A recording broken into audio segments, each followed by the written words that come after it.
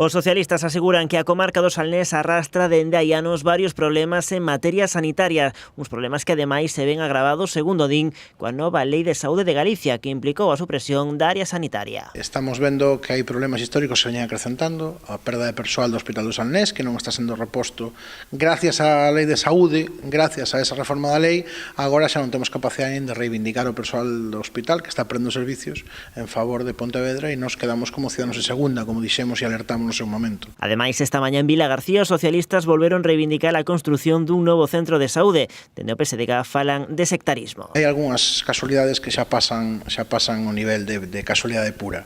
Vai haber un novo centro de saúde en A Estrada, que vai ter dous, que o necesitan, pero que ten menos población de Vilagarcía, aquí non. Vai haber reformas aprobadas onte polo Partido Popular no centro de saúde de Pazos de Borbén, goberna o PP tamén, igual que na Estrada, e, sin embargo, onte mesmo rexeitouse melloras en Mondariz, en Ponteareas ou en As Neves, onde non goberna o Partido Popular.